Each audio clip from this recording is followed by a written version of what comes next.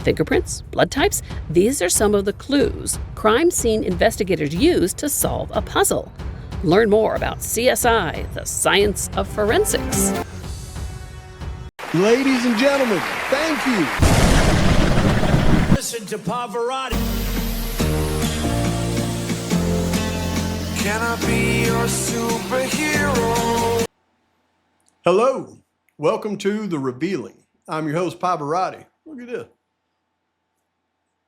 And I'm here to discuss the Idaho 4 case. And I'm going to go ahead and drop a few bams in this one, okay, y'all? But first thing I want to say, though, is it's kind of interesting. Because now that me and my guy Harsh seem to have buried the hatchet, and I absolutely respect Harsh and everything that he does and everything everybody else does in this case as well. One thing I have noticed is I read the comments. Of course, I read all my comments, but I've been reading some of the comments when Harsh, responds to one of my videos. And man, I tell you what, it seems like the people that follow me are a lot more forgiving and accepting of Harsh's point of view than Harsh's folks are. I mean, I read his comments.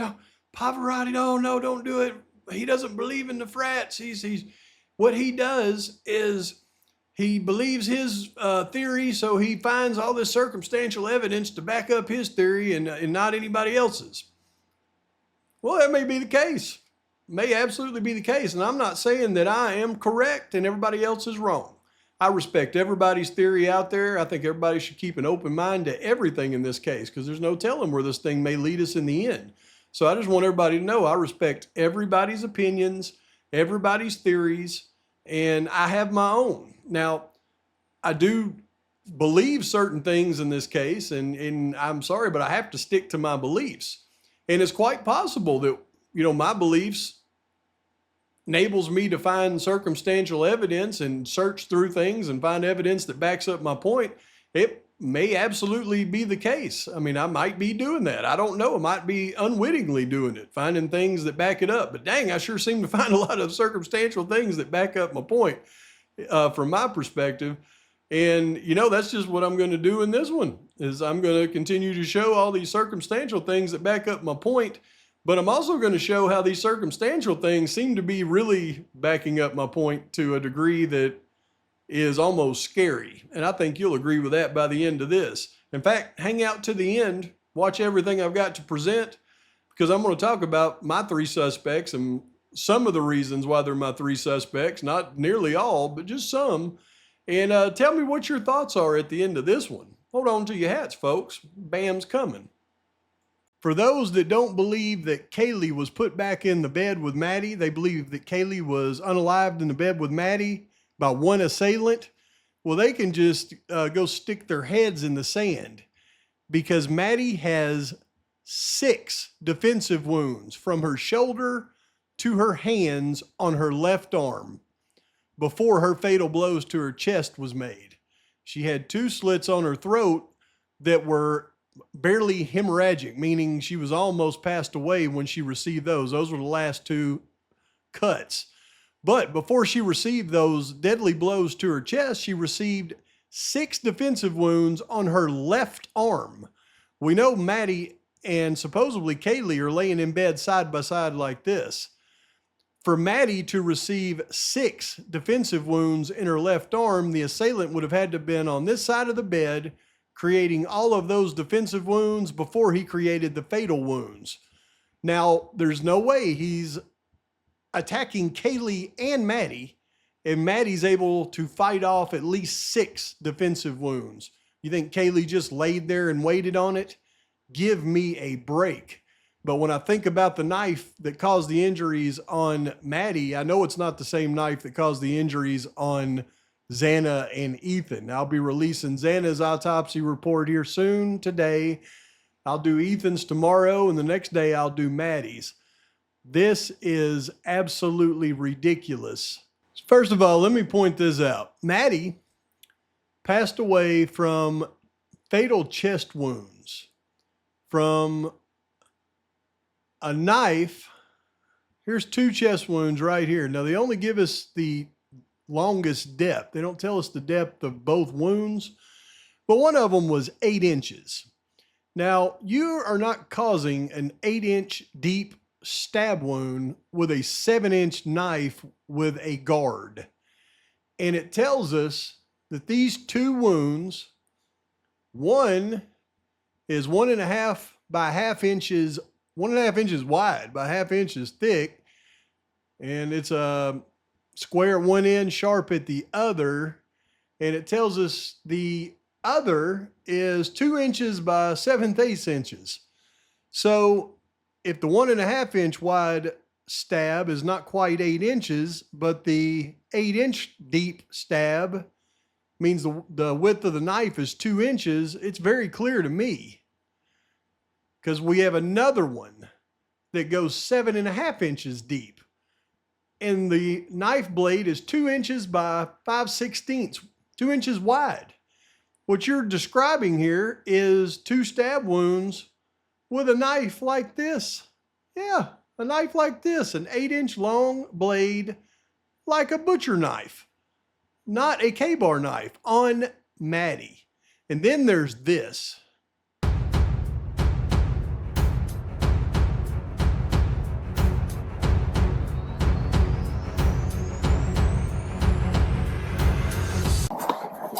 It's weird.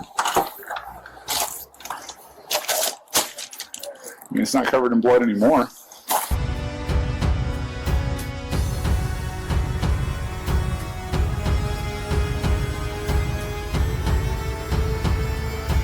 So strangely enough, on Maddie, we've got this wound here, which is an incise wound, and it has red-brown abrasions, extends inferiorly and laterally from the inferior wound edges.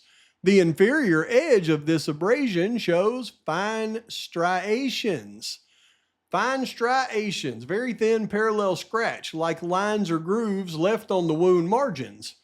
These are caused by the small teeth of a serrated knife dragging across the skin as the blade enters, cuts, or is withdrawn.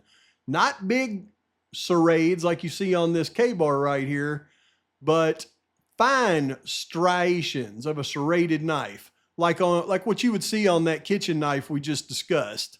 Not to mention, on another one of these wounds, you have fine striations are visible within another abrasion, fine striations. Then you've got the fatal wounds that are 8 inches deep, 2 inches wide. 7.5 inches deep, 2 inches wide. The Kopaka knife is 8 inches long, 2 inches wide, and it has a serrated blade, but not only serrated, fine serrations. They've been lying to us for so long, y'all. Now I keep hearing these people say over and over how I find all this circumstantial evidence trying to back up my case. Like I've got this thing in my mind and I just go through and try to find things that match up to my case. Well, how come I'm able to find so many things that match up to my case? I mean, so perfectly. Is it just me finding these things because I'm good at finding things that aren't there, or am I correlating things to this crime because it's pretty easy to do because you can clearly see what's really been investigated in this case? Take this point for fact because I just showed you where they retrieved Brent Kopaka's supposed knife from his gutter in his apartment building. And this all starts, you can see with Brett Payne here on March the 9th, he's typed up this report. That video that I just showed you of them retrieving the knife, the body cam shows November 8th. So the day before Brett Payne typed this report. Yet when he types the report, he says that AL emailed him a tip on February 18th. He stated he was on Johnson Road on November 13th and saw a white car parked along the road between 5 and 6 p.m. that day. I called him on March 8th, the day they found Kopaka's knife, and spoke to him over the phone. Our conversation was not recorded. I bet you it wasn't. He told me he'd gone to his sister's house and somewhere in Washington on November 13th and was on his way home later that evening. He told me he noticed a white foreign model car parked on the side of the road under a tree as he went by. He told me he believed the time was approximately 5:30 p.m. And he stated he did not pay close enough attention to see anyone enter near the car, but thought it was odd. Upon release of the PCA, for Koberger's arrest, he thought it might have been Koberger's vehicle. It was on the Koberger path of travel on the evening of the 13th. So he's just now remembering this stuff way in March. They released a PCA back in January. And he had him describe the location to me and stated the car was under a large lone tree on Johnson Road between Johnson and Pullman. He added the pullout was located where Johnson Road changed from pavement to gravel. And upon receiving permission from the property owner, they went out there and they did a bunch of stuff looking for a knife, apparently, according to Payne. But it didn't stop there. This was a long tip. What else did he give in this tip? While on scene, L arrived and explained the vehicle was nosed in off the road facing a farm field. He also stated he and a friend came to the spot several days prior using a metal detector to search the area. In addition to this information, during my initial phone call with him, he told me he was painting the apartment of Brent Kopacka, the previous tenant and person named in tips during the initial investigation. Brent Kopacka. I just showed you going to Kopacka's apartment getting this knife. And he stated he could see a knife blade in the gutter of the building from the apartment window. I requested WSUPD respond and collect the item, which they later did. The blade is a serrated cooking style knife with the handle broken off. The blade portion was approximately 8 inches long and 2 inches wide per the WSU officer who collected it. Based off this description and condition of the knife, I do not believe it matched the wounds found on each other the victims. It did not match. I believe it matched. It didn't. I do not believe it matched the wounds found on each other the victims. I do not believe it matched the wounds found on each other the victims. However, I will still collect the knife from WSUPD as soon as possible in order to properly analyze the item. Well, it's a 8-inch style cooking knife, 8 inches long, 2 inches wide, and the edge of the knife is serrated. And I will tell you that it's not just serrated, it's serrated with what's called fine serrades, not big thick ones, not like the scallop ones you see on the wounds done to Xana, but fine serrations. And that's important because when I look at Maddie, I see a blade that's 8 inches long, 2 inches wide with fine serrations. So that's not all. You can see right here on Tuesday, this is a totally different report. On Tuesday, May 24th, 2023, I reached out to JS of the Pullman PD for photos of a knife recovered by the Pullman Police Department after that same person reported seeing it. See Supplemental 161 that I've already read you. I received an email from Pullman Police Department Public Records Officer with a secure download link. I accessed this link and downloaded it, and I attached these photos to this case file electronically. So on February 18th, he gets the tip about thinking Kopacka is in a car, or Koberger was in a car, but he also in that same phone call says, oh yeah, and by the way, Kopacka's got a knife in the gutter of his apartment. March 8th, they actually go to the apartment, find the knife. We see it on video. Then all the way in May, we got Payne asking for pictures of this knife and attaching it to the Koberger case file. Now, if it wasn't anything to do with the Koberger case file, then why the heck would he be downloading pictures of this knife they found on Koberger's apartment and adding it to the Koberger case file? Give me a break. There's number one.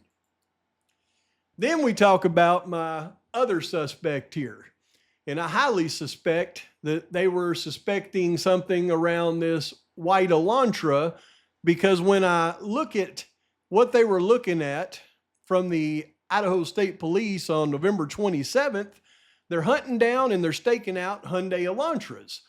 And with as much area as they have to hunt and stake down Hyundai Elantras, they really only focused in on a couple of areas. You see here, there's a blue Elantra that they found at a house with a gold Honda Accord in Albion.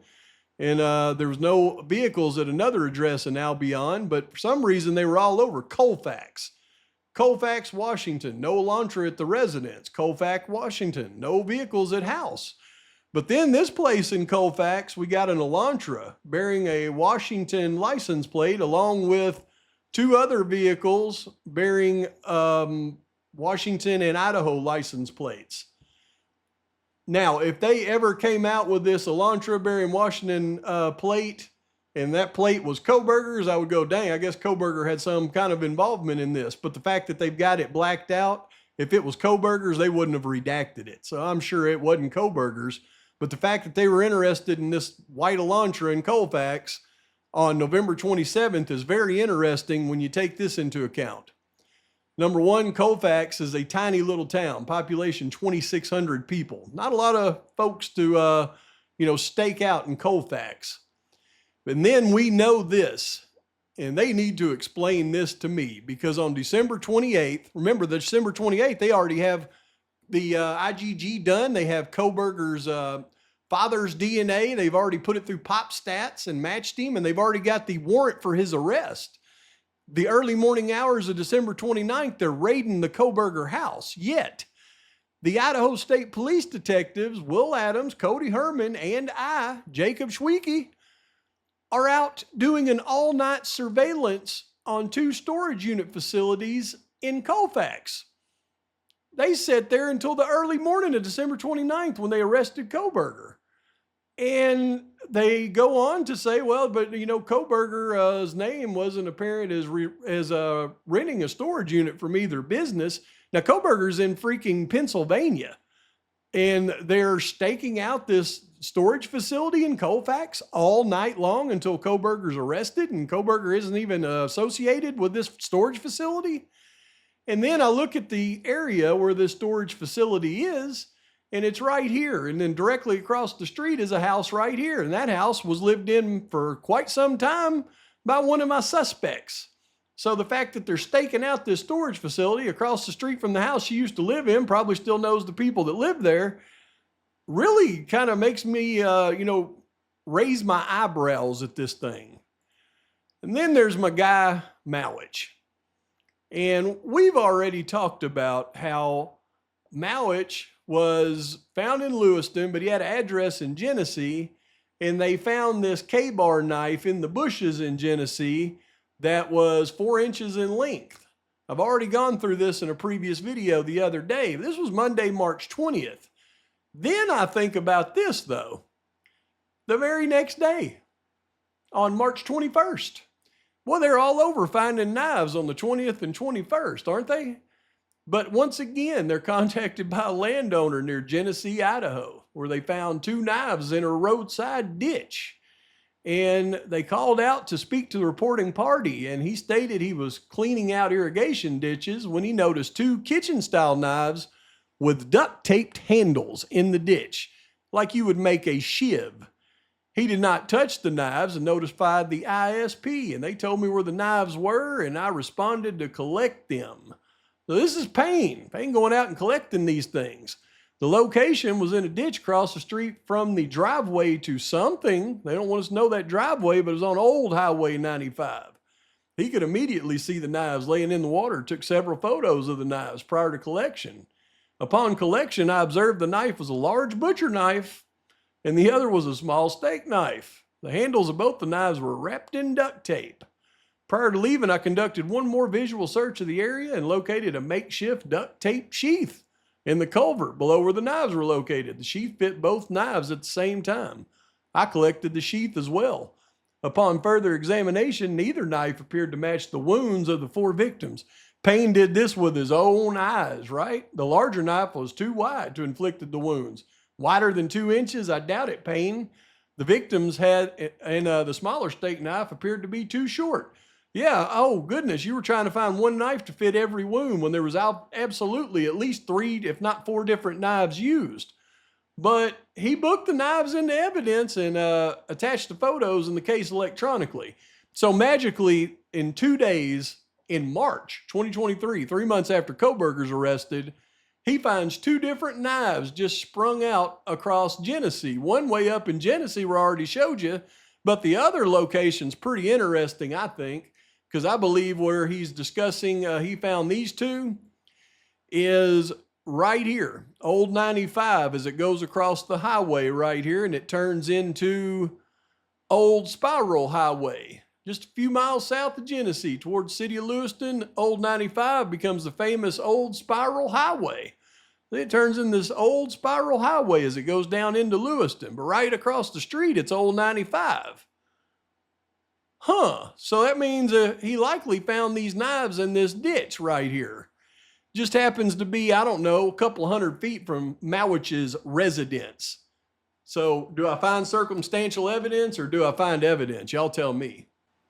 So, you know, like I said in the beginning, they might be right. I might be finding a bunch of circumstantial things that seem to add up to some really strong things in my opinion, but maybe they are just coincidences and circumstantial things. But when I look at this investigation, it's kind of strange to me because other than what they investigated into, like DeCore and Showalter and Chestnut and all the people that were close to the victims, you see, I look at that as from my perspective, is they had to do that because any investigation, they have to clear all the people that's close to them first, whether they think they're suspects or not.